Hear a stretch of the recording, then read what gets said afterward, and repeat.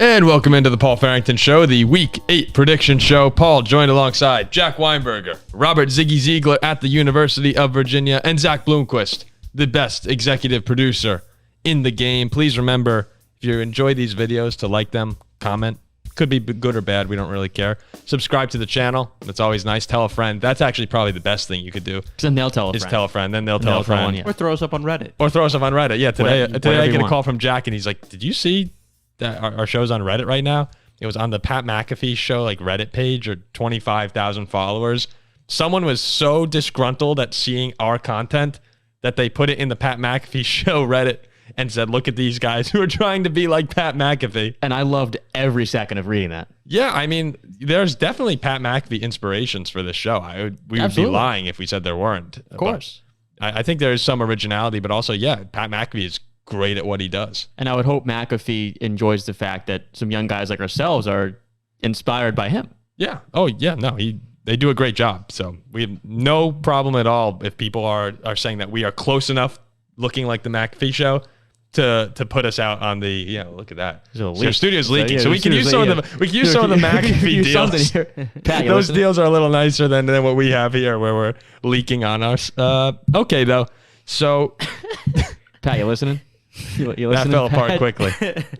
The Week 8 prediction show, we're going to talk a little bit about teams and fan bases that need to take a chill pill. I found this in my house today and thought it would be good for a segment. An actual chill pill.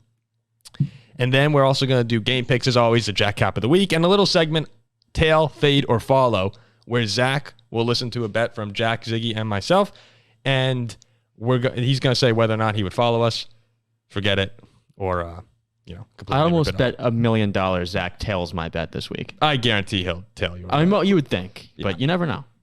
So we're going to start, though. We didn't talk about the Vikings and the 49ers following the triumphant Monday Night Football game for Kirk Cousins and the Minnesota Vikings. Just a good day to be a Viking fan for the first time in a long time. And it's Friday Junior. And it is Friday Junior. It's Friday Junior. Get yourself some merch. I don't know if you can see this right here, but you got to. Yeah, so click the link below in the description. You can find a link to get a piece of Friday Junior merch. Enjoy your Thursdays with the Friday Junior shirt. Friday Junior of Hollow Weekend. This is the best Friday Junior of the year. It's a good one. But it wasn't as good as the Vikings win, at least for me. Watching that game, I went into it at 2-4. You're thinking, okay, we're going to get mauled by the 49ers on prime time, Monday Night Football. And then at 2-5, we just hope to start losing the rest of the season. But as a Vikings fan, that can't happen. We need to be more average than bad. Just for the sake, yeah, I know. You say average Kirk, but Kirk was not average. Kirk was sensational in the Monday night game. Oh, yeah. And it led to Troy Aikman at one point saying he's a top 10 quarterback in football. And some people reacted very positively to that. Some people were arms up in the air. What the hell are you talking about? Of course he's not top 10. We've been saying it on this show the entire year. Kirk Cousins has had a fantastic season. He was great last year, too. If you take him off this Vikings team, they are an utter disaster. Think about what that team looks like if Nick Mullins is leading them. They probably are winless this year. And they probably win 4 games last season. Think about all the 11-0 crazy finishes in the regular season, one-score games. They don't win those without Kirk Cousins. He has been sensational the past season and a half. And when I think about the top 10 quarterbacks in the league, specifically to this year right now, would you guys agree Mahomes has to be in there? Yep. Lamar Jackson has to be in there. Josh Allen still, even though he's been up and down. He's in there. Probably the upside of Allen's too high. The upside of Allen is too high. Jalen Hurts has been up and down a little bit at times too, but he's still on that list above Kirk Cousins for me. I know that you've been loving Matthew Stafford this year, Ziggy, so I'll throw him in there. He's had a great season. But it's close with Kirk. I actually think it's closer than people are saying. And maybe you throw in Tua. But other than those guys right now, like Trevor Lawrence is playing well. You could probably put him in there. Kirk is playing better than Joe Burrow this season. 100%. Kirk is playing better than Justin Herbert most of this season. Like, he hasn't made many mistakes. And that's 10 right there. Those are 10 quarterbacks if you add Kirk to that list. Jared Goff would be the other guy, maybe Dak. But look at Dak versus the 49ers versus what Kirk just did. It's pretty clear to me that Kirk Cousins is playing top 10 football right now. And that's where I want to ask you guys, I'm all of a sudden at a point as a Vikings fan where I'm returning to that should we extend him another year and bring him back? Because he's 35. He's getting up there. But when you look that good, I don't want to go back to the Christian Ponder days. One brief thing on Kirk about him being top 10 or not that I have listed here. He's 6th right now in completion percentage, 2nd in pass yards per game, most pass touchdowns in the league. This team is a total dumpster fire without Kirk Cousins. And that's just an obvious fact. Yeah, I have Tua listed here in the top 10. He's probably number 6 or 7 to me. But are we so sure that if you put Kirk Cousins on Miami, he's just as good, if not better? Oh, yeah, Tua's numbers are better than Kirk right now, most of the numbers. But I don't know, Zach. Kirk Cousins, he might be, like, it's not crazy to say he's better than Tua Tagovailoa at all, actually. I think I would take Kirk over Tua. We're so used to seeing Kirk with a horrible, abysmal offensive line with no protection, these 400-pound guys in his face half a second after he snaps the ball. He was kept upright this entire game against San Francisco. He wasn't sacked at all. And what does he do when he has time? He throws for 400 yards without the best receiver in the world and beats the best team in the NFL. Is he top 10 right now? 100% yes. I don't know what Kirk Cousins we're seeing this season, because what's the story always been with Kirk Cousins? You know, those 1 o'clock kickoffs, those are the times when Kirk Cousins is really good.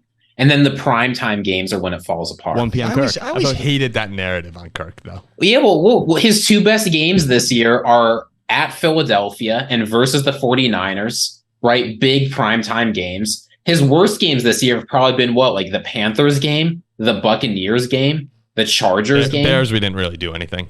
Yeah, the 4 noon games have been far and away his worst games this season. Mm-hmm. So, of course, 1 o'clock, Kirk Cousins is playing next week. He's going to Green Bay. But, look, Kirk Cousins, I think this is the season where he's going to cast aside a lot of these narratives. The Vikings finally have a really good offense around him, right? There have been pieces, but I think the offensive line's finally been figured out. I was wrong. Apparently, getting a new guard has really changed things quite a bit for the offensive line. I was losing my mind when we got Dalton Reisner because it took long enough to watch Ezra Cleveland and Ed Ingram tag team Kirk by themselves. It was ridiculous. Yeah, I mean, Reisner played very well this game. He wasn't perfect, obviously, but he showed awareness and played the position well. There were a few times. Here's the thing that was most annoying, frankly, about watching the Vikings guards is they were fine to take plays off. If no one was running directly at them, they'd just sort of stand there. Mm-hmm. There were a couple of times when the 49ers, they try and do this a lot, right? They have a creative defensive scheme. They'll send guys trying to create that situation. And Reisner would immediately move and help out whoever was trying to get targeted. So he played well. Kirk played well. The narratives are over. And frankly, if you've got Kirk Cousins that can throw for 400 yards and a couple touchdowns in primetime games, well, he did something similar against the Eagles, right? He put up 350 and 4 touchdowns. This game was 380 and a couple touchdowns. Playoffs are back on in Minnesota, Paul. Yeah, it's almost like when you say Kirk has no chance in this game is when Kirk shines the brightest. It's Kirktober. We said this at the start of the month. What are we? We're 3-1 in October right now. Yeah, but and you said this too, Paul, out. As we were watching the game. You're 3-4 right now, but if you had beaten the Bucs at home, and there's not Chargers. We had the Chargers game. The Vikings should have won. You had that game. We're sitting here now, and you're 5-2. And we're talking about the potential one seed in the NFC. No, it's and think about the schedule they have coming up.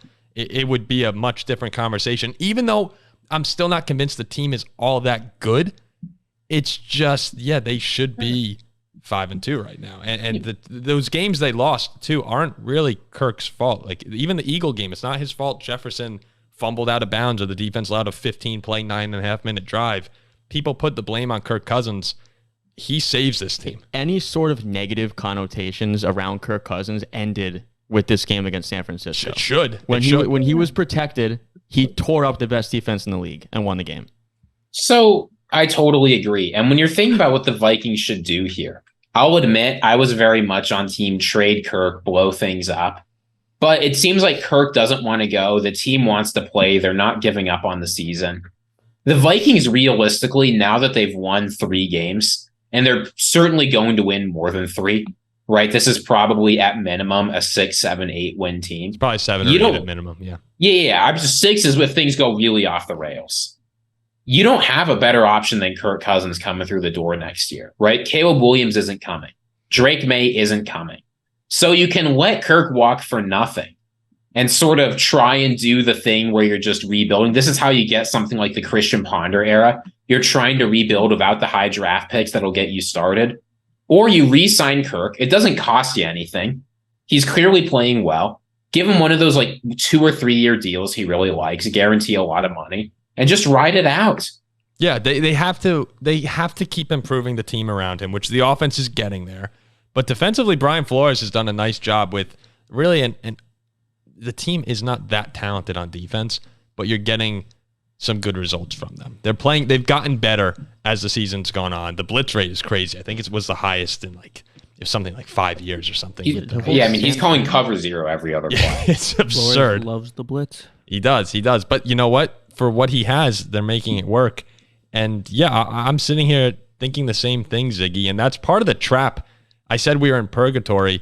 This is exactly what purgatory looks like. It's exactly what we predicted, where we're probably not a Super Bowl contending team. We're not.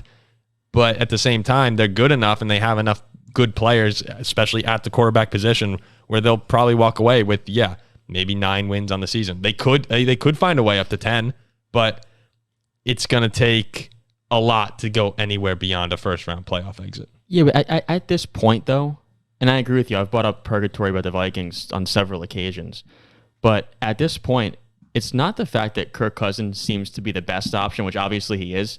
He seems to be really the only one, because you're not going to get one of those top. And I don't want to roll with J.J. McCarthy. I don't want to. I'm sorry. I know people like him. I don't want to roll with him. I don't want to roll with Bo Nix. Give me Kirk for another 2 years. If he's playing, and the other thing we have to acknowledge, if Kirk's playing at this level, then you take him. How many teams and it's a weird situation where you have a fan base where people are actually wondering, should we give up a top 12 quarterback in football and go and try to start the rebuild when Kirk will still be a top 12 quarterback in football? This isn't the Derek Carr situation, right? Yeah. Derek Carr, the offense wasn't working. He wasn't working. It made sense for both sides to let it go. Kirk Cousins is playing much better. You can see a vision here where the things go well for the Vikings, right? They win a few games. They get that blessed 5 seed. Yes. They go to whatever team is in the NFC South and kick their butt. They go to San Francisco and remind the 49ers that they've already beaten them. And then suddenly things are looking okay. You need, you know what, division. Why not division? I say why not division? We had this Kirk discussion, but the hypothetical was if Minnesota is sitting here at 1-5 or 1-6, and what do you do? But that's not the case. Like now I'd say, okay, let's go make the playoffs and see what happens. Yeah, and that's the best route. They've played Philly, they've played San Francisco, and they played Kansas City really tough this season. Yeah, that's 3 of the best teams in the league. Yeah. It's a lot easier to sell me on something like this when you're not going to have to say go to Baltimore and then go to Cincinnati and then go to Kansas City. I think the Vikings, because Philly and San Fran is tough. I think no, but you probably have to play one of those teams. I'm just saying, I can see how the Vikings are talking themselves into this.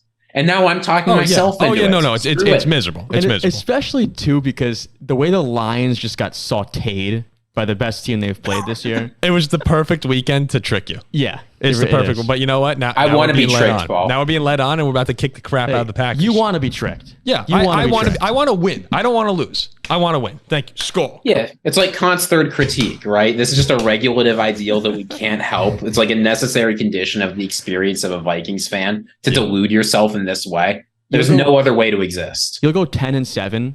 And then go to the divisional round at San Francisco, and they'll win by 40. They'll win by 40, and we'll be picking like 20th. Yeah. And then it'll be like, okay. And we'll pick like 21st. Yeah. And not know what to do. Let's go on to the chill pill segment. Here's where we're saying certain fan bases are overreacting to things right now. And we're saying, hey, just take a chill pill. Just relax a little bit. So the fan base that I'm saying needs to take a chill pill is actually the one that the Vikings just beat. The 49ers, I'm going around getting ready for the show today, and I keep seeing fans and analysts, writers, all for San Francisco saying, oh, maybe Brock Purdy's not clutch. Oh, maybe it really is all the weapons and the play calling. Sam Darnold could take over after week 8 if he plays and plays well because Purdy now is in concussion protocol, or it's even if Purdy were to play and lose, maybe we need to turn to Sam Darnold. And I sat back and audibly went, are you kidding me right now? Like 10 days ago or 3 weeks ago, we're talking about a quarterback who beat the Dallas Cowboys 42-10 on Sunday Night Football. The guy looked like a robot the first 13 games he played in his career. He was 13-0 and made no mistakes. So the second that he has a couple incompletions, remember we talked about the Browns game? I said it's the first time I've ever seen Purdy look anything other than absurdly accurate. The same thing against the Vikings. He had some turnovers. He looked human. That's part of playing quarterback. He's not going to go undefeated his whole career. The second that happens, 49ers fans are already starting to question what to do with him. And to me, it's just ridiculous. Think about the NFC Championship game last season. When Purdy went down, it felt helpless for San Francisco. Even with Josh Johnson before he went down, some backup quarterbacks cannot thrive in this system. It's not just that you have the best play caller in football or the best team around. Brock Purdy's done a lot by himself to take this team from good to great, or at least the offense. So I'm flabbergasted that this is even a question of Brock Purdy potentially being his job status being in doubt to some degree for some fans. It should be everyone should take a breath and say, this guy is really good. Let him recover and then get back to business. It's absurd. Being someone who's always been a little bit anti-Purdy but you know that's absurd. But yeah, I think that's totally absurd. I have always said he is in a fantastic system with the best weapons in football. But there became this narrative, and it's totally fair among San Francisco fans. They didn't know what losing was under him. And now you lose a couple games, and it's like the world's coming to an end. Stephen A. Smith said he lost his confidence in Brock Purdy. Which is totally insane. Like, what do you expect the guy to go 300-0 throughout his career? Like, he's going to lose. I mean, this kid is younger than we are, and he's off to the best start I've ever seen. Maybe outside of Big Ben Roethlisberger, but no, I mean, it's totally absurd. They're sitting there at 5-2 with one of the best rosters ever. Relax. He's fantastic. Like, oh, this is a turn. This is a turn for you. As someone who's been more, pro his weapons and more the system itself, I've just watched him in numerous games look amazing. Like, some of the throws that he makes, quarterbacks can't. Like, you got to get the ball to Deebo Samuel. You got to get the ball to Brandon. You got to get it there. Yeah. And he does it better than most people would. A lot of people can. Ziggy, it's okay to lose a couple games on the road. It's no big deal. Yeah, look, people are saying that Purdy's one of the best quarterbacks in the NFL. This obviously isn't right. But even after these two kind of tough weeks, he's still the NFL's leader in EPA per play. And he's still played pretty well, right? I would have him as a borderline top 12 quarterback. And I would be stunned if Sam Darnold steps in and can fill that. Now, look, Purdy's gotten some luck, right? He's had some turnover-worthy plays that haven't resulted in picks. But on the other hand, both the interceptions he threw against the Vikings were after he got his concussion, right? Jordan Hicks slammed him in the head in some QB sneak scrum around 7 minutes into the fourth quarter. He played notably worse after that, and now he's in concussion protocol. Mm-hmm. It's tough for me to not see those as at least a little bit connected, right? So I don't know. I'm hardly giving up on Purdy. I'm certainly not giving up on him for Sam Darnold. I don't know. Pete, coaches around the NFL seem infatuated with this guy, right? The Panthers gave up a second, a fourth, and a sixth for him after he did nothing but suck with the Jets. Then he did nothing but suck in Carolina, so he went to San Francisco. I'm not expecting to see him anything but suck. Though weirdly, the line for this 49ers-Bengals game has only shifted a few points now that Purdy's out. It keeps sort of creeping towards the Bengals. But I don't know. I don't think Purdy's the best quarterback in the NFL, but think there's some controversy here. Or that the 49ers should be ready to find a new quarterback because their guys had one bad game or two bad games. Yeah. Even his bad games, it's not as though they've been awful, right? He's not coming out and looking like Zach Wilson out here. He's not throwing 0 touchdowns, 4 interceptions. So now give us some patience. He's played one really great defense and one okay defense. He'll be just fine. I was trying to thought. Well, I got something right there. Yeah, continue. With Brock Purdy, I think he's a little closer to an average quarterback, to a slightly above average quarterback, that 14 to 16 range probably, than top 12 or top 10. Like Kirk to me, hovers around that top 12. I think Kirk is a much better quarterback than Brock Purdy right now. Although Purdy does have some abilities that Kirk doesn't. His scrambling, his movement in the pocket's great. But one last thing. His movement in the pocket sucks. Purdy? Set that aside. Oh, yeah. The second he feels the pocket collapsing, he immediately puts his eye down and step up every single time. This is his biggest flaw. Sorry, his escapability. His escapability is that fair? That's what I was intending. But Purdy, I'm not going to get on him too much for leading San Francisco down the field and having their kicker miss a 41-yard field goal against the Browns. Like he did his job there. Against the Vikings, there were the 2 interceptions. There's other things. McCaffrey fumbled earlier in the game. Ward gave up the absurd. I mean, Wilkes' call to send 7 people on the 3rd down play with seconds left in the half, allowing Addison to have that 60-yard touchdown. Like that wasn't good. The defense not getting any pressure on Kirk Cousins. There's a lot of defensive issues with San Francisco with their defensive line, which is paid to perform like superstars, and they are not. You have to pressure Kirk Cousins. That's how you beat the Vikings. Yeah. Get in his face. They make mistakes. They didn't do that. Secondary hasn't been that good recently. There's a lot of other issues that the San Francisco 49ers are having that go beyond Brock Purdy. So relax. Take a chill pill. Yeah, I don't think Purdy is top 10. I never thought that he was. A game like this proves to me that a guy like Kirk is better than Brock Purdy. Mm-hmm. But with the fact being that how good the 49ers are, Brock Purdy is 100% good enough to win a Super Bowl. And not with this team. With this team. Yeah, yes. yeah. So he's allowed to look human in a couple games on the road. Let's not panic. Who are you going to with the chill pill? Well, I'm gonna tell the Green Bay Packers fans to take a chill pill on their quarterback, Jordan Love. And I understand, as somebody who was super hard on Jordan Love in the last episode, I understand that he lost to the Raiders and then scored 0 points in the first half against the worst defense in the history of the league for the first 6 weeks and lost the game to the Broncos. He's looked inaccurate. His decision-making is bad. He makes a lot of these throws where it's like, what is he doing? And I'm waiting for this to turn. It's the wrong read. I understand that. But what he is pretty decent at is his intermediate game. Throws over the middle. He's pretty accurate in that sense. And I do believe that the Packers have abandoned that. This is the youngest roster in the league. He's not set up in the best position. He has no David Bakhtiari, one of the best linemen in the league, due to injury. This is a Packers team who was 8-9 last year with Aaron Rodgers and failed to make the playoffs. Green Bay's not that good. Love's not in the best situation. They're still figuring themselves out. It takes time to gel.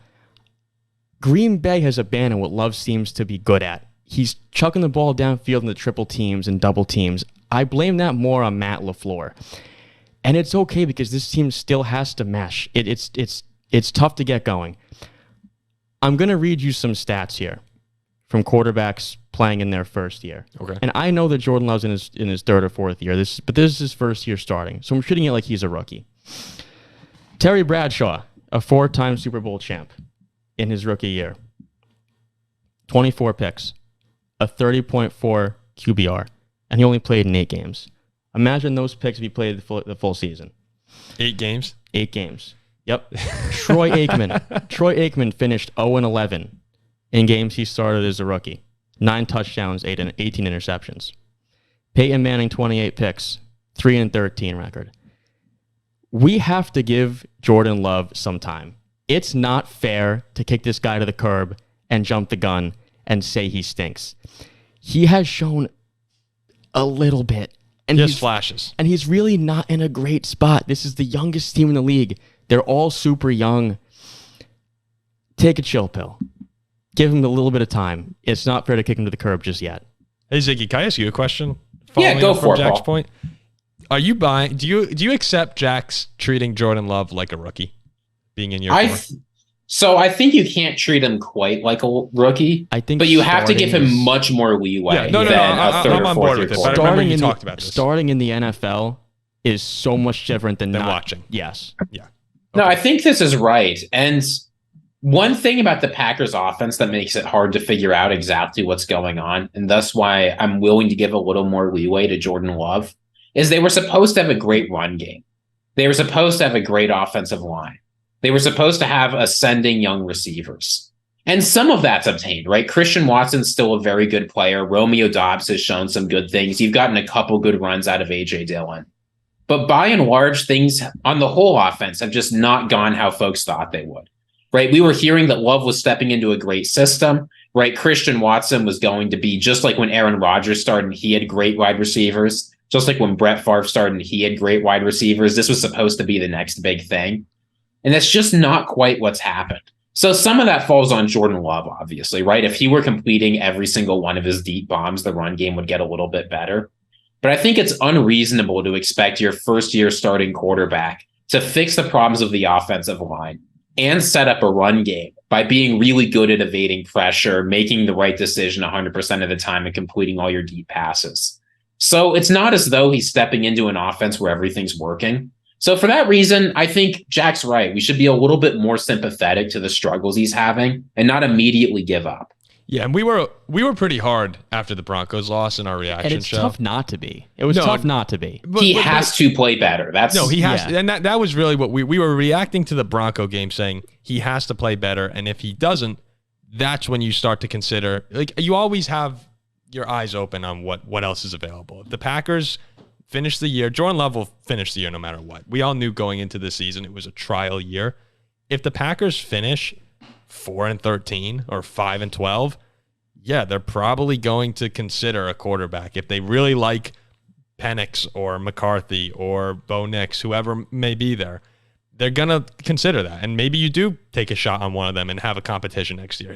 Jordan Love's cap hit's only $7.7 million. So it's not like you're not going to cut him. And if Jordan Love's really good, you can just trade whatever rookie quarterback you drafted for another first-round pick, because it's not as though the shine's going to have worn off. Oh, if Jordan Love's really good, you could also just, you start to build around him. It's like you can't really lose just yet if you're the Packers, but you want to see him improve. And one thing, I completely agreed with you on the intermediate passes. We said it on the last show. 12 of the 13 throws in the first half were 5 yards or behind the line of scrimmage. And that's his strength, and Green Bay seems to be venturing away from that. And I blame that more on the coaching as opposed to Jordan Love. And one more thing I want to say, too, is I've said this before the season started a few times.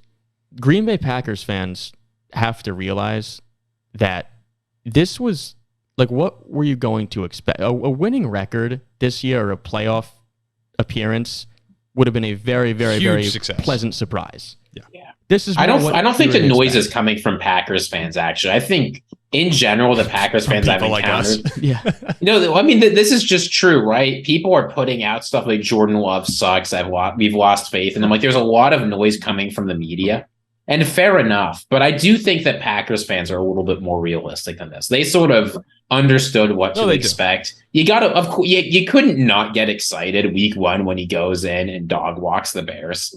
Like, how could you not? Well, a second ago, we were just talking about the Vikings going to the divisional round of the playoffs. So we completely get how it's a week-to-week sport. You have huge reactions. We've seen some very, very, very bad performances from first-year starting QBs, and they've panned out to be fantastic. And Love has had the flashes. One last thing I wanted to say about him.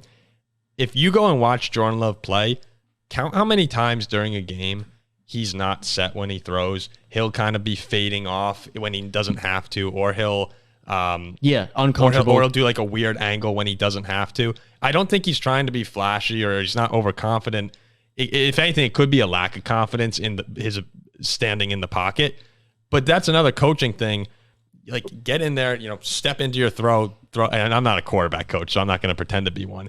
But you notice these things when you see him fading off like one leg. You're like, all right, yeah, that could lead to some inaccuracy issues. So I agree that it's more the coaching here, because when he's on, we said weeks 1 and 2, you go, damn, that looks a little bit like Aaron Rodgers sometimes. And we haven't seen that the past couple of weeks, but a lot of these issues are mounting. But you would hope that the inaccuracy issues, the tendency to make a wrong read or make a bad pass, make a pass that's like, what is he doing? That needs to be fixed. Like, it does. It has to. It does, but you would hope that with some experience as he gets older and as he gets more reps in the league, that improves. Yeah. That's the hope as Packers fans. Yeah. But it has to improve. 100%. Yeah. Yeah. All right, Ziggy. Who are you giving the chill pill to? Here's Ziggy. You want it? Here's a chill pill. You just chuck it at the game. I'll throw it to you. Ready? Yeah. You got it? All right. I did not get the chill pill. So I'm not going to be chill during the segment. Where did it land? Maryland? I might have been a state short. Look, there's no words that strike fear in an NFL team like quarterback controversy, right? Once that phrase is in your locker room, it pervades. We saw it derail the Jets last year. I'm worried it's going to derail the Giants this year. Now, look, here's the thing. Daniel Jones is starting. Tyrod Taylor, he is not going to be starting once Daniel Jones is healthy. He's coming back. Everything's going to be okay. But is everything really going to be okay? Look, here's the thing. Tyrod Taylor is running this offense better. Daniel Jones has not looked good. They handed him some massive deal in the offseason because they were scared of losing Saquon Barkley. So rather than overpaying the running back and getting criticized by people like me, they overpaid the quarterback and instead have put themselves in a worse situation than the Vikings, right? You talk about QB purgatory. It's not Kirk Cousins lighting up the 49ers in primetime football. It's Daniel Jones hurting his neck, going like 14-7. It's needing a huge comeback against the Cardinals. If I'm a Giants fan right now, the fact that there is a real quarterback controversy, that Daniel Jones has thrown 2 touchdowns and 6 interceptions, that you decide to commit a huge amount of money, $85 million guaranteed to this guy this offseason, I'm taking that chill pill. I am grinding it up. And I am snorting it until I get a heart attack because things are going absolutely insane in New York right now. The quarterback situation's a disaster, and it's not getting better for another couple years. Frankly, they should be cleaning house after this. But so he blatantly disregarded the segment. But how can you? How can you not? You guys chill me out. You guys chill me out. Go for it. Well, I would say, how can you not say that there is a legitimate quarterback decision to be made in New York? No. Oh, because there's not one because you have to pay Daniel Jones $80 million over the next 2 years. You know what? You know the answer to it? Can I tell you the answer? All right, fine, go for it. The answer to it is Tyrod Taylor is playing better than Daniel Jones right now. Yeah, I think he's better. But the Giants organization, Brian Daboll knows this. It's about the future for them, not about this season. And the only way that you get any answers to the Giants' future is playing Daniel Jones when he's healthy. You can't. What do you mean answers? I see. You call the answers in. No, you have to, like, if you play Tyrod Taylor this year, he's 34 years old. How much better is he really? Like, how many more wins is he really going to give the Giants? I've seen one quarterback get dog walked by 40 against the Cowboys and one get murdered by the Niners. I saw one who should have beat Buffalo and then won a game. I mean, what am I missing here? Well, dog walked by the Niners. The Cowboys and the Niners were bad. Those were bad. Okay, but the Seahawks and the Dolphins. But they should have lost to the Cardinals. Those are all really good teams. Tyrod Taylor goes up to Buffalo at night and takes his team down the field pretty consistently. He played well. But all the teams, first off, all the teams we mentioned Daniel Jones played against, those are the top 5 teams in football we just said. And then he got murdered by all of them. But also, Saquon Barkley missed a few of those games. Jalen Hyatt wasn't being used. I'm not defending Daniel Jones that much. I'm just saying that there are some reasons why, or that Tyrod Taylor has had a little more to his advantage. But you can't, like, you're not going to the playoffs with Tyrod Taylor. Tyrod Taylor does not make this team a playoff contender. He might make them a little bit better at the moment. Daniel Jones is still probably better than Tyrod, but Jones won a playoff game, and you paid him $40 million a year. So you have to. You have to figure out what you have. If he sucks, if Daniel Jones is horrible this year, the out isn't. It's following next season. That's when you can get out of it. Like, you have to be ready to make a decision after that, and you don't learn anything if you say, "Oh, well, maybe we can make a run at the wild card with Tyrod Taylor." When really you probably won't anyway. If there wasn't a controversy in New York right now, when Daboll was asked if Daniel Jones was starting, he would have said Daniel Jones is our starter. Right? That's the easiest thing. And you can say Daniel Jones is our starter and then immediately start Tyrod Taylor. Now, instead, he said Tyrod had a good game. He's a true pro. I'm glad we got him. Oh, well, Tyrod also says all the right things, too. He says this is Daniel's team when he's ready to go. Like, Tyrod Taylor has handled this great. And if he were 25 years old, maybe it would be more of a question. But at 34, the only way, though, I think Daniel Jones might miss this week against the Jets. What are they right now? 2-5 or 2-4 or 2-5? Yeah, 2-5. Yeah, 2-5. 2-5. We'll have to confirm that, but no, they are 2-5. 2-5. Okay. If they do beat the Jets and get to 3-5 with Tyrod, and the Giants start to think like, all right, the NFC, the 7 seeds, Tampa at 3-3, we're competing with Minnesota's 3-4. Then maybe you could debate it, but I think you still have to go. The Jets defense is one of the best defenses in football.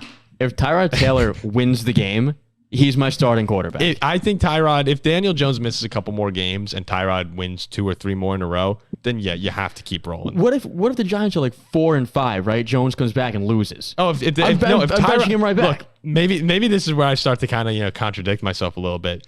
But if Daniel Jones missed the next 2 games, I think he's going to be ready to play after this week, and then I'd probably bring him back.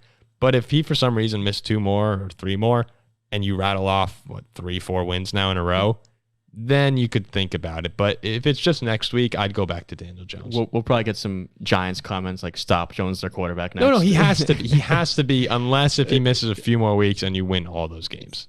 This game, I think it just tells you how much things change. Do you remember the last time the Giants and the Jets played? The Giants, I remember a preseason game. I don't remember the last. No, it was 2019. Sam Darnold and Jamal Adams absolutely lit up. Like, they were able to win the game. Daniel Jones threw for 300 yards, 4 touchdowns, 0 interceptions. Sam Darnold had a game-winning drive. Le'Veon Bell scored a touchdown. It was only a few years ago. Wait, didn't the Giants miss a game-winning field goal in that game?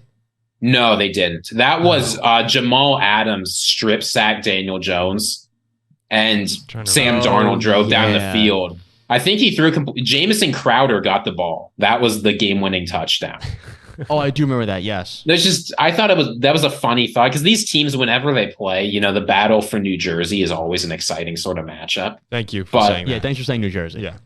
I got you guys. So the final that's thought how quickly here, things Ziggy, change. for you. The final thought before we wrap it up here, for just Ziggy, with the Daniel Jones Tyrod Taylor situation. Let's say Tyrod Taylor wins this weekend against the Jets.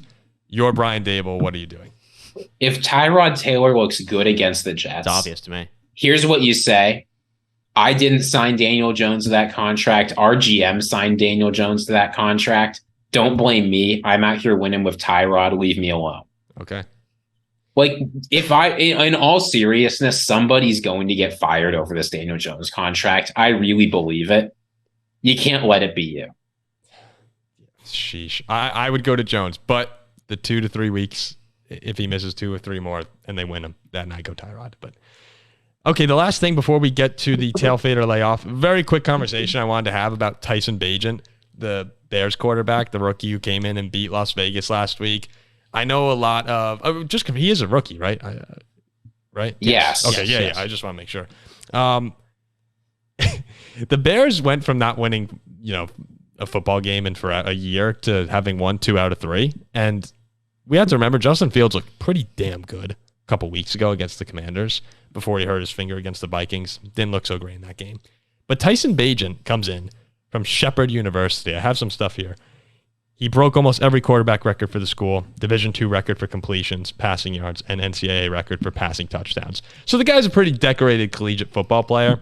He was a zero star. He won 43 awards in college. Yeah, no. He was a zero star. Think about how crazy good NFL guys are. Most people hadn't even heard of him before this game, and he owns all those records. I know it's Division II, but still, like, pretty impressive stuff. He comes in, and he actually looks pretty comfortable against Las Vegas. He didn't light him up. He was only 21 for 29 for 162 yards and a touchdown. But what did he do? He didn't get sacked at the same rate Justin Fields was. He made the easy throws. He made the right reads. A lot of things that Fields hasn't done for the Bears. And Bears fans, they like to overreact. Our friend Weston texted us and said, what about the Bears' new franchise quarterback? We're like, all right, slow down there, Weston. But when you look at these games, you do tend to get excited with a young quarterback. So my question to you guys is, in the event that Tyson Bagent, who will start again this week against the Chargers in LA, if he goes and wins that game, do you play him a third week in a row when the Bears play the Saints? or do you go back to Justin Fields? Like, does this kid earn another chance here? Not yet. Not yet. As much as I want to say yes, not yet. It's a cool story. It's cute, and I'm a fan of it, and I would surely be pulling for him. But this is a case. This is absurd, right? Yeah, it's a case where this kid's a rookie no one's ever heard of, and if he wins this weekend, people are going to be talking, and people will talk, and obviously he will have looked good for back-to-back weeks. But Justin Fields is a quarterback, and it's just how it is. Whether the Bears like it or not, he will be the quarterback when he comes back. This is to me is Fields' final chance to really prove himself. And if the Bears want to know and understand how good or bad he really is, he has to be on the field. Yet you want to play Tyrod Taylor. I think it's a different situation. Okay. I think it's a different situation. Yeah, I think it's different. I mean, this kid he's played one game in the NFL. This guy played in Division II football. Okay. Ziggy, how about you? You're Matt Eberflus.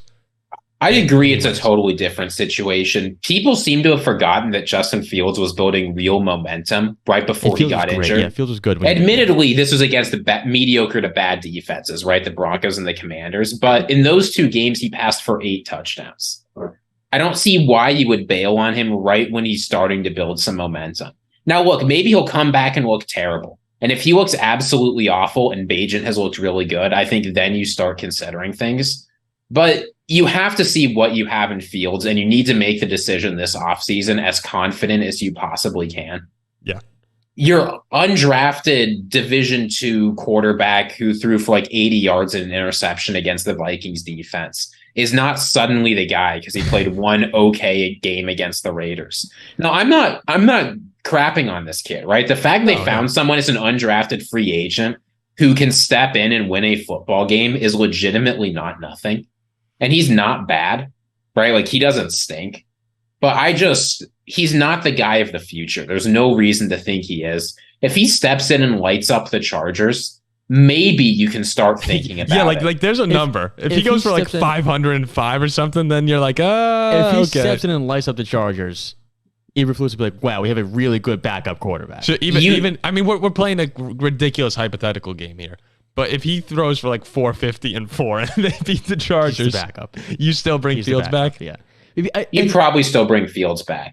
What we need is you need to see him be the absolute reason they win. It's not enough to put up the numbers. Yeah, and he didn't. I mean, like, he steps up and looks like MVP Patrick Mahomes. That's good last week. He looked good last week, but again, he threw for 160 yards. He has to have the Big Ben game versus the Colts in 2017. He's got a 540 yards and 6 touchdowns. If they win and Bagent looks good, again, he didn't go nuts against the Raiders. He just played good, which is something the Bears haven't seen a lot of. But if he does play well and they win, maybe you see a world where Justin Fields is 85% healthy. We're just going to sit him down for one more just to be safe. Maybe.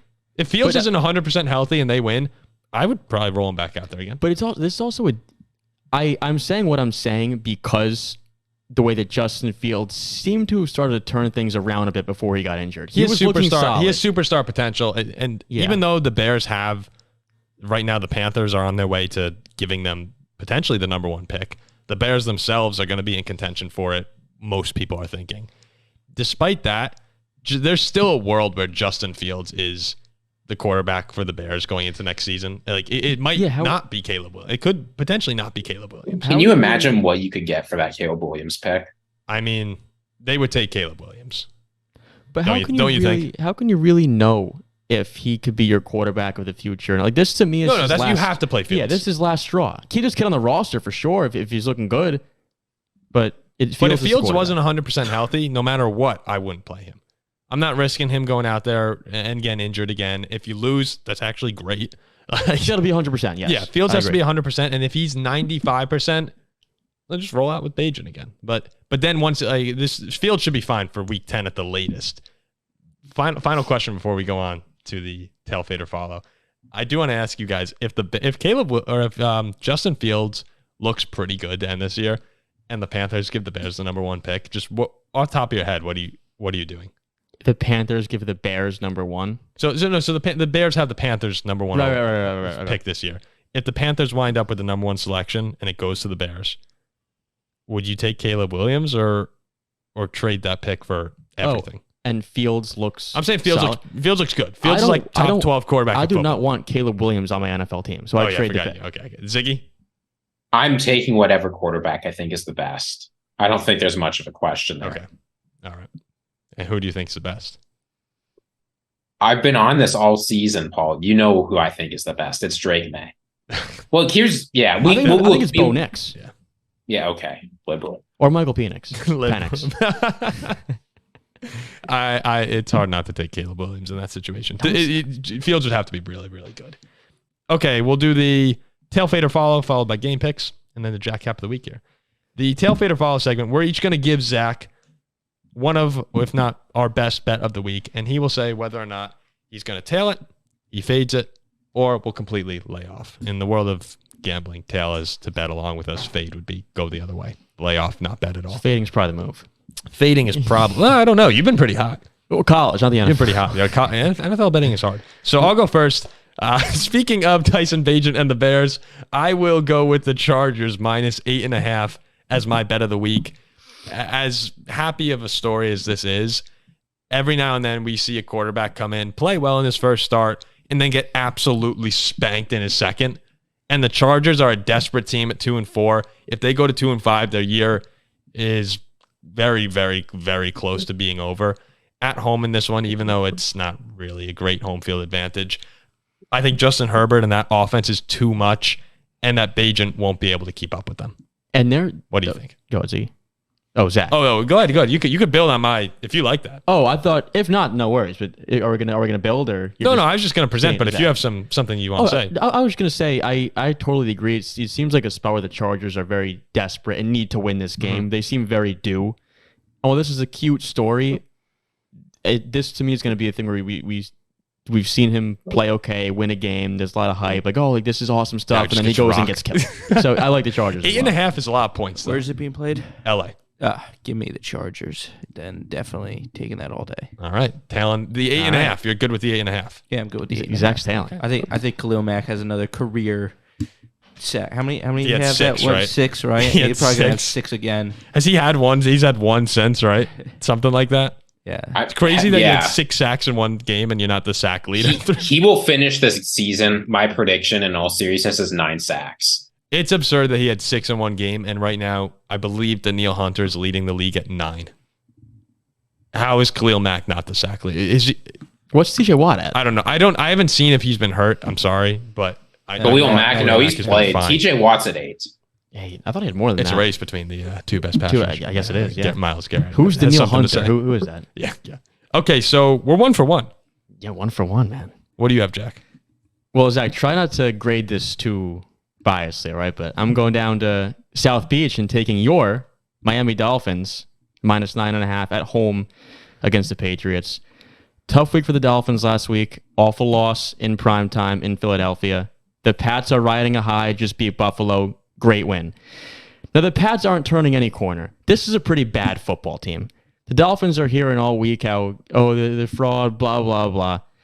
But that might be the case. Maybe they are. Maybe they can't beat good teams. But what are they great at? Beating bad teams, especially at home. They're 3-0 at home against mediocre teams, all by double digits. I think awful loss. They come home to Miami, Belichick's House of Horrors, and they beat down the Pats, minus 9.5. Can I ask a question? So it was the Broncos game, the 70-pointer. The Panther game. What was the other one? The Giants, 31-13. So they're 3-0 with 3 double-digit wins at home against mediocre teams. Here we are again. Pats, mediocre. Let's beat them up. Yes. I'm just saying, since 2016, Belichick has won 1 game in Miami. Yeah, I have no doubts we'll win the game. 9.5, though. That's a lot of points. 9.5 is a lot of points. Since 2016, Bill Belichick has failed to cover 9, the Dolphins have failed to cover 9.5 at home only twice. 3-0 at home again, double-digit wins. And how many times, Ziggy?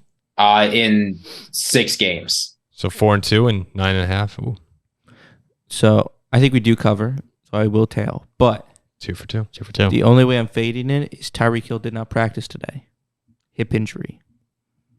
So if he doesn't play, I don't know if we cover 9.5. With him, we definitely cover 9.5. Without him, it's closer than people will expect. Well, if he doesn't play, it's not 9.5.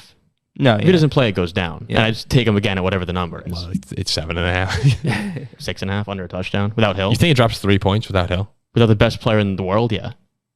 And I'd hammer that.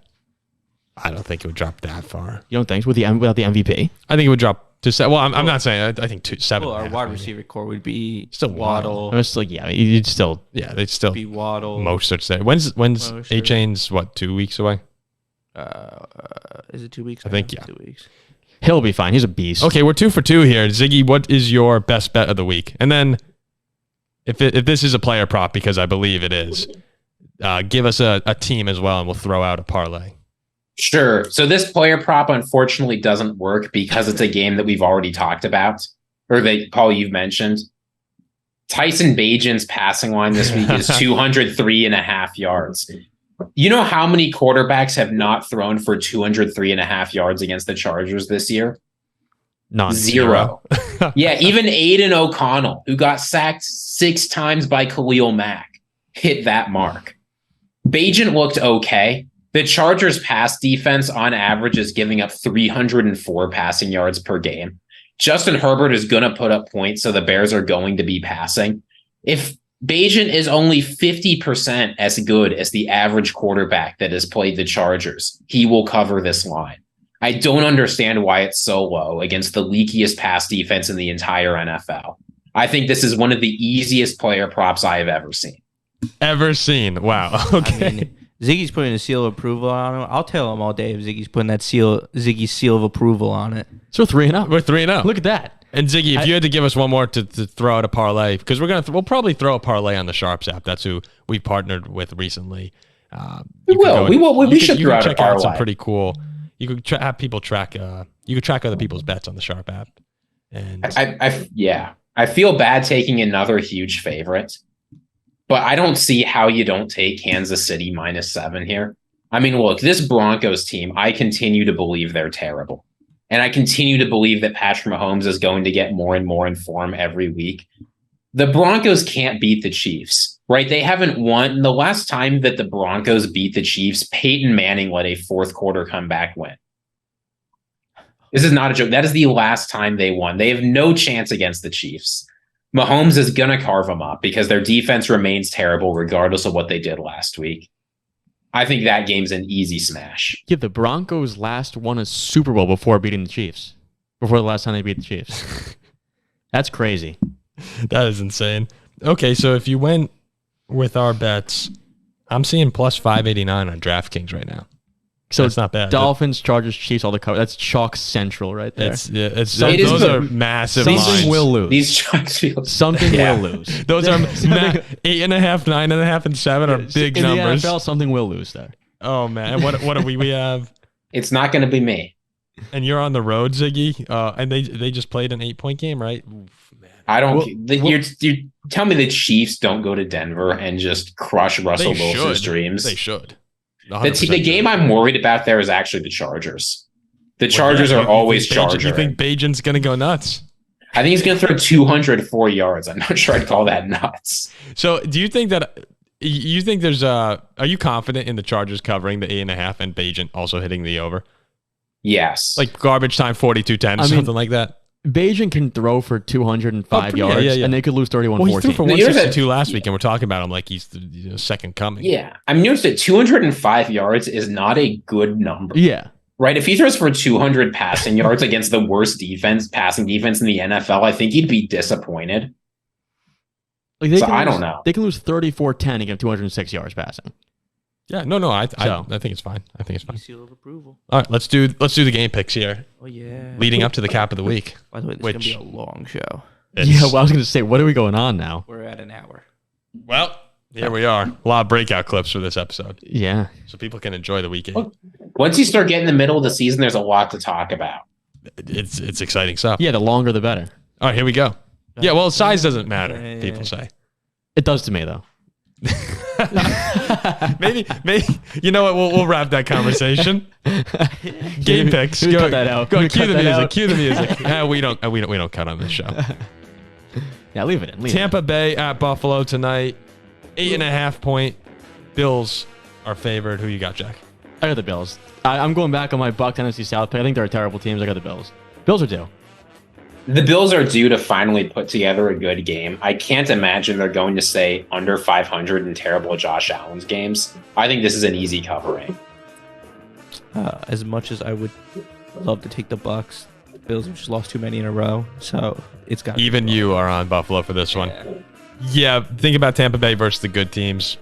Detroit, Philadelphia, Buffalo's another one of those teams. They'll lose this one. Eagles at Commanders. The Eagles are 6.5 point favorites. That number feels like it could be a little high. I got the Commanders plus the points, but Eagles win outright. Game-winning field goal. Sloppy game in D.C. I think this is a prime spot for a letdown game for the Eagles, but I agree with Jack. The letdown's going to be not covering, not failing to win the game. I'd also have the Eagles. Unlike these people that don't know about football, I will be taking the Commanders all day. How many times is Sam Howell getting sacked this game? A lot. 6. The Commanders have this game circled, though. We know that their players are sick and tired of losing to the Eagles. They beat them last year. But this is a 1 o'clock game. It's not a night game. Join me. I'm on the Eagles. Oh. But that makes you a lone wolf. Wolf. Jaguars at Steelers. Jacksonville, 2.5 point road favorites. Oh, I'm sorry, Acrisure. The fact we're a dog is insane. This is my lock of the week. Steelers in a big, big, big way. 5-2, loading. I wanted to stay away from this game. This is just one of those games where the Steelers are so dependent on that random Kenny Pickett fourth quarter drive that I just can't feel comfortable taking them. I also don't want to take the Jaguars as favorites going into Pittsburgh. You would. But I think I will. Trevor Lawrence has played well this season. He's going to keep playing well and continue. The Jags are on a 5-game win streak now? It's going to be 6. Well, they beat Houston. They lost to Houston. So. Yeah, no. So then they beat the Falcons, the Bills, the Colts, and the Saints. So you're right. They're going to make it a 5-game win streak this week. Jaguars. Remember the last time Jacksonville went to Pittsburgh? You were there. I was there. You were there. Yeah, I don't think this one's as close. Jacksonville covering the 2.5 for sure. You don't think it's... So you think it's worse? I think you lose. Well, you lost by 3 last... Yeah. You lost by 3 last time. I'll go... Oh, it was only 3. You're right. Oh, 45-42, right? Yeah, I forgot about that. So they'll cover. They'll cover again. Maybe a touchdown. Ow! Yeah, and again, another lone wolf. There you go. New Orleans at Indianapolis. Derek Carr, Gardner Minshew. How could you not watch? Saints are a 1.5 point favorite. I kind of like the Colts here. It's Saints are tough to trust. Colts, brutal loss. Sour taste in their mouth. I got the Colts here. Gardner Minshew is one of those quarterbacks where the longer teams have to prepare for him, the worse he plays. I don't think the Saints team is very good, but I think they are average. They're going to take care of business in Indianapolis this week. The Saints are distracted. Chris Olave getting arrested, So give me the Colts all day. I'm not sure I've picked the Colts game right this year because every single time I go, yeah, they're actually better than I expect. They lose, and then I say, oh, man, you know what? They're not that good. And then they're better than I expect. I'm also going to roll with Indianapolis at home. They have a couple games this year that they should have won that they've lost. This is one that they're close enough to the Saints in talent that I think home field will help them a lot. Another lone wolf for Ziggy. Sheesh. We're really running through lone wolves this episode. Okay, here's a good one. A battle of rookie quarterbacks. The Texans at the Panthers. Texans a 3-point favorite. Stroud versus Young. I said I will never pick Bryce Young to win a game. And I've been undefeated so far. Texans, Stroud, they win and cover on the road. I don't have any good reason to believe this, but I just can't see the Panthers going 0-7. That's such a bad record. I get that this is just like blatantly fallacious and this isn't how you're allowed to think, but I don't think the Panthers are going to go 0-7. They've got to win a couple games this year. This is one of the games that will show up as a win at the end of the season. I'm taking the Panthers at home to try and right the ship. I believe in CJ Stroud. This is one where everything says to pick the Texans, but I am also starting to lean Carolina in this one. The Texans have the fewest sacks in the NFL this year at 9. Maybe that bodes well for Bryce Young to get down the field to Adam Thielen a little bit. Something's just telling me to go Carolina at home in this one. In Houston, I would 100% be on the Texans, but I'm going Carolina. I don't know. Doesn't feel good, but I'm doing it. Rams at Cowboys. Dallas a 6.5-point favorite. This is a tough one. I got the Rams bouncing back a bit. I don't have them winning, but I have them covering plus 6.5 on the road, keeping it a close game. But Dallas finds a way to win. Yeah, boy, this Rams team is all over the place. They really are. Cowboys win the game. I'm going to keep it at that. I feel like the Rams this season have played to the opponent they play to. That makes sense. They play down or up to their competition. Yeah, there you go. That's what I was trying to say. Cool. The 4-2 Pittsburgh Steelers, one of the best teams in the AFC. They play down to our level. You're saying? Yes, they play down to your level. It's foolish. So I think this is one of those games where the Rams will come in and win. Really? In Dallas? Wow. Yeah. I'm going to go with the Cowboys as well in this one. But it'll be a fun game for a little bit. Dallas will pull away late. Falcons at Titans. Falcons a 2.5-point favorite in Tennessee. I think the Falcons win this game. Ritter plays a better, more complete game. Less turnovers, less sloppy. The Titans, to me, are pretty awful. The Falcons aren't. So I'm going to go land in a close game on the road. The Falcons have a good defense. Will Levis is starting his first game in the NFL. I think that is a bad combination for the Titans. Falcons 2.5 feels like a steal to me. Give me them. I believe I just picked up Desmond Ritter off waivers because my team is in that much shambles. Oh, man, dude. Can I change to the Titans? Yeah, I might change Titans. Yeah, someone's getting hurt for Atlanta now. So I will be taking Atlanta. I would have taken Tennessee if Will Levis wasn't playing this game. I don't trust Levis at all. It's first start. I want to stay away from that. Just to put it out there, if anybody wants to change, I think Tennessee is wearing their Oilers uniform. No, I don't think Tennessee is a horrible team. If Will Levis wins, can we come on here the next episode and all drink? Someone's having coffee with mayo. Coffee mayo. Yeah, someone's having coffee with mayo. If the Titans win the game. If they win. Yes. That's a promise. Jack and I will be drinking coffee with mayo. Yep. If the Titans win the game. Yeah. If someone in the comment section hold us to that. Yeah, hold us to it. And if we don't, we'll double the but mayo. We will. If we don't do it next episode and they win, we'll do 2 teaspoons of mayo. And you'll watch us pour the Hellmann's into the coffee. So it'll be legit. Falcons have to win. I'm going with the Falcons for that reason alone. Jets at Giants. That's so bad. Jets at Giants. The Jets are favored by 3 points. All season, I've said the Giants are going to win this game and then tell the Jets, get your own damn stadium. Mm-hmm. The Jets are just a bit better of a team. Defense is too strong. I don't know how much I believe fully in Tyrod Taylor as much as I would like to. Lower scoring, sloppy game. Jets win. So Aaron Rodgers being out, you are still going. Oh, yeah. If Rodgers had played, I would have taken the Giants. That makes no sense. Ziggy? I don't know what Jack's talking about, but Sometimes I do just agree let with the take. I think that the quarterback situation isn't a whole lot different. I think the defense situation is. I hate both these teams, but the Jets always seem to have more fans in the stadium for these games. So on basis of home field advantage, I'm taking the Jets. The Jets seem less inept, too, overall. Slightly less inept. The Jets are pretty inept, but they've been better. Yeah, the Giants are more so. The Jets are going up. The Giants are going down. Yeah. Another one where, I'd love to pick the Giants, but that New York Jets defense is just so much better than anything the Giants could put out there. Oh, none of you guys are rolling with your boy Tyrod in this? Unfortunately not. But if he wins, he's the guy. If he wins, he's the guy. If he wins, he's the guy. I'm going to go with the Jets as well. Too much from the defense. And yes, they are on the right trajectory. We are Wolfpack. We are Wolfpack. Patriots at Dolphins. Dolphins favored by 9.5. This is my your lock, pick so we know what last you segment. got. So I got the Dolphins big bouncing back. 31-10. You don't know how bad I want to take the Patriots right now. Well, you have them in the playoffs, so they got to get winning. Oh, that's right. You know what? The Dolphins have 14 players on their injury report right now. The offense is starting to get exposed. Belichick can always cook up a little bit of a game plan. Not in Miami. If the Dolphins can go to New England and win, the Patriots can go to Miami and win. Give me the Patriots. I think we bullied him into that. I think pick. he just wants a lone wolf. I think he just wants the lone wolf. No, he knows that his prediction relies on games like this. You're right. I should have taken the Titans. There is a slight chance that Jalen Ramsey might play. Again, a lot of people on the injury list, but you know what? We overcome adversity. We win this week. You're Fins up. fantastic against bad teams. Fins up. Fantastic. Fantastic. Fantastic. We should get shirts that's fantastic. Oh, I actually like that. Merch store. I'm going to write that down right now. The Vikings 1.5-point favorites at the Green Bay Packers.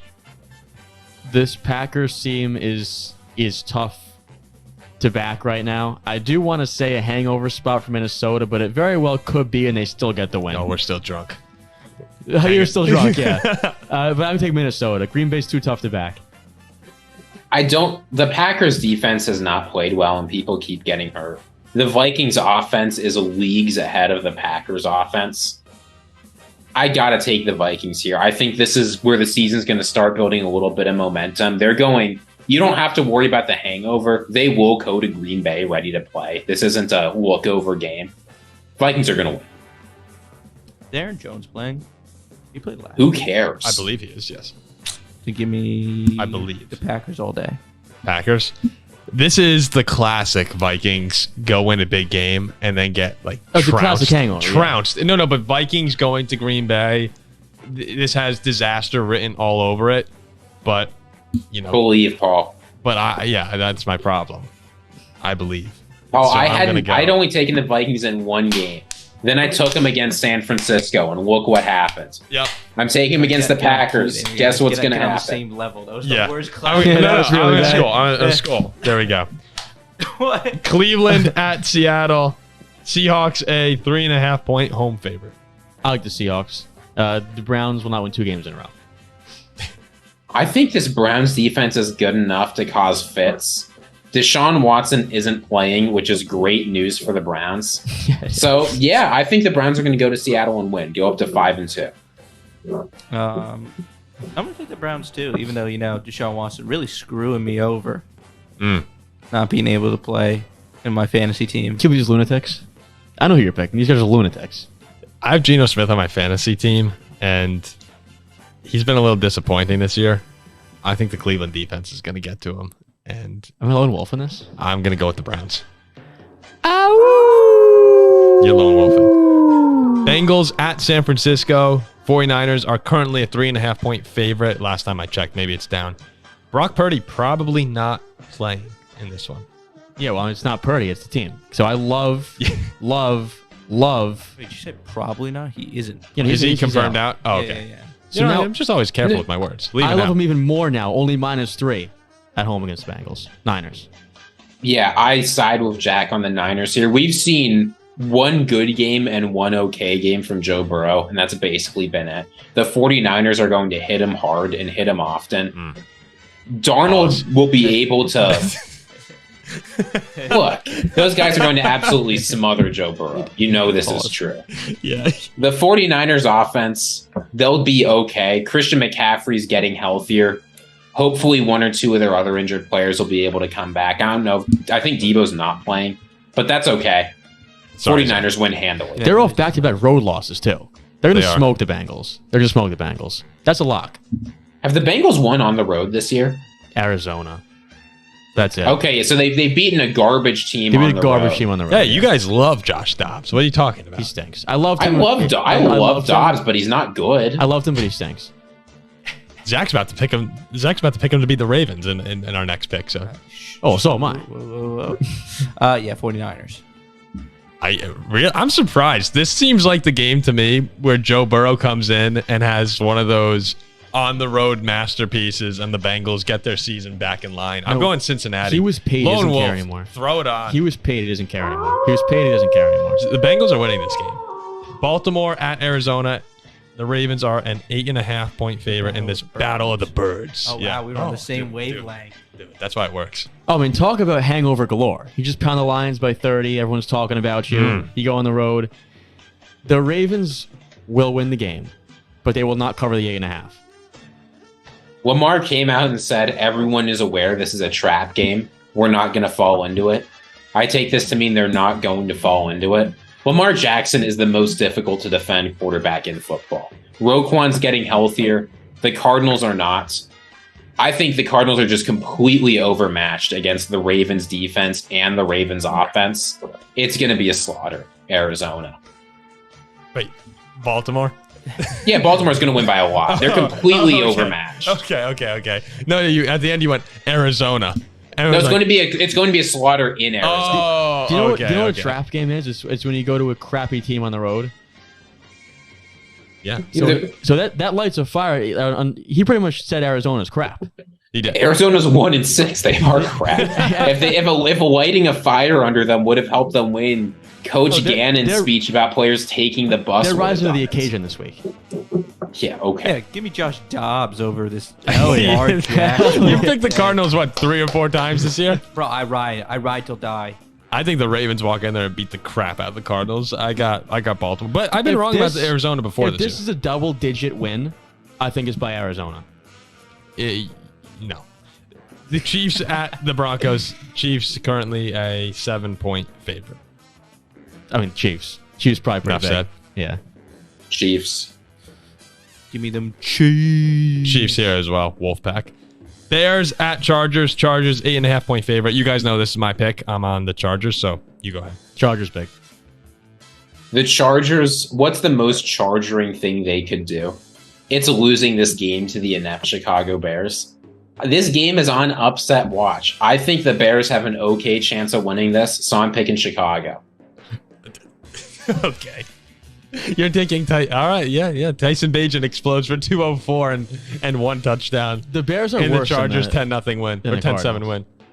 No, we'll see. We'll see. You know what? I don't know what Ziggy's smoking right now, but I need some of that, whatever that is, because I am not taking the Bears. As you just took the Cardinals to win as 8.5-point dogs. What are they selling out there in Virginia?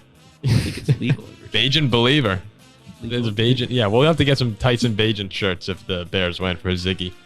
The Raiders at the Lions. Lions 8.5-point favorites on Monday Night Football. Well, this is the pick I gave my sister for her survivor pool. It's the Lions.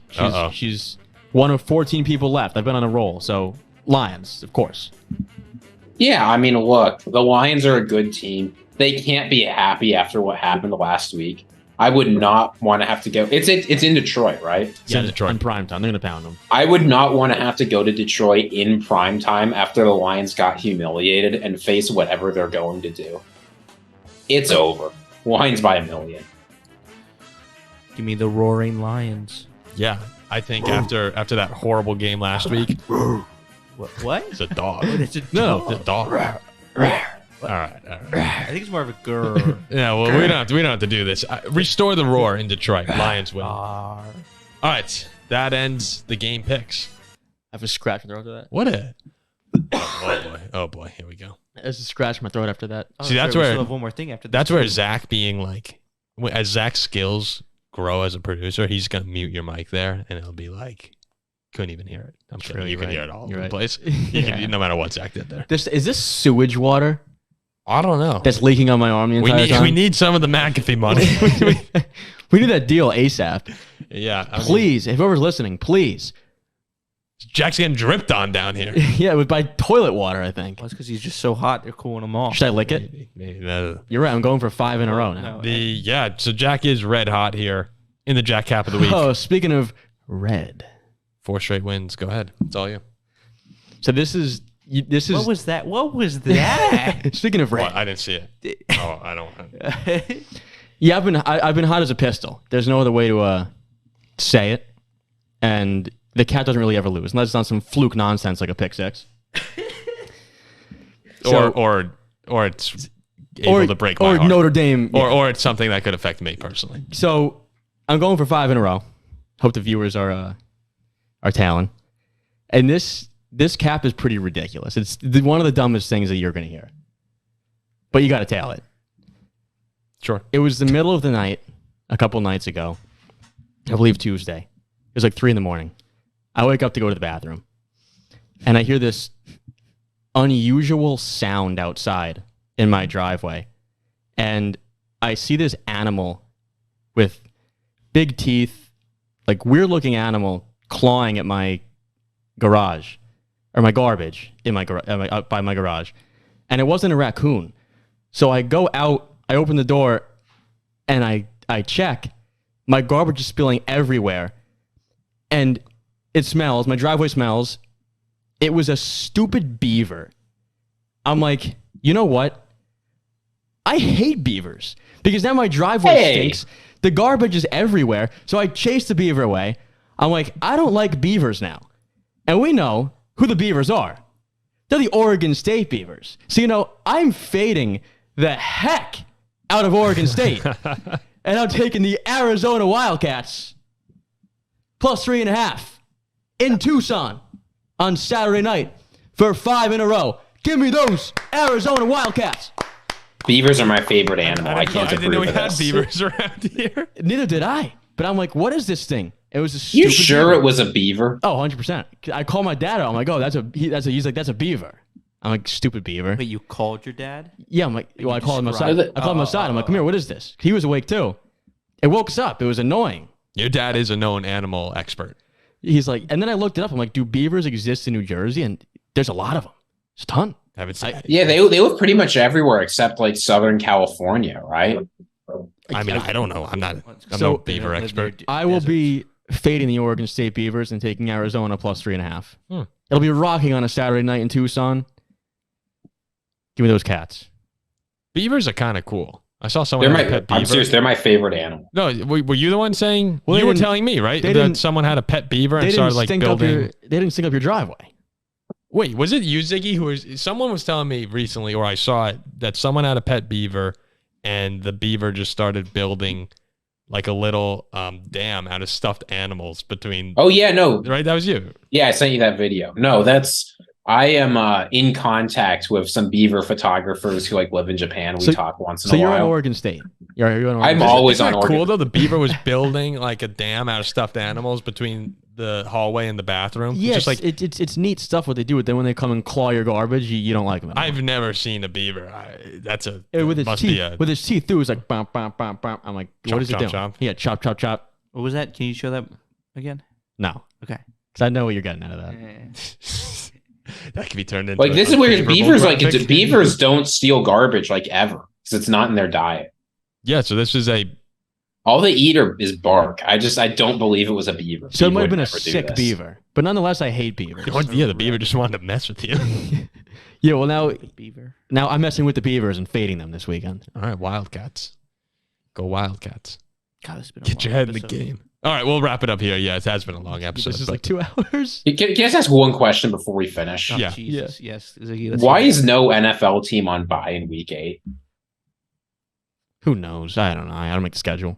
Every single team's playing. that's true. Isn't that kind of weird? right? Yeah. Well, you can kind of choose your bye week, can't you? No. I'm pretty Not sure you really. can.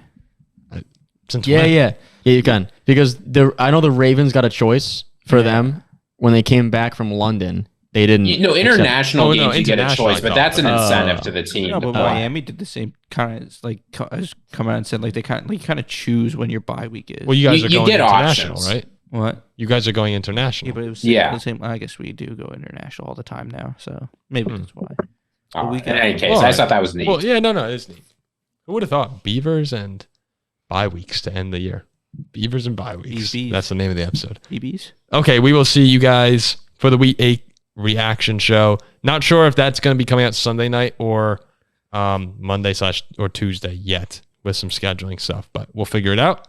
And we look forward to talking to you then. See you.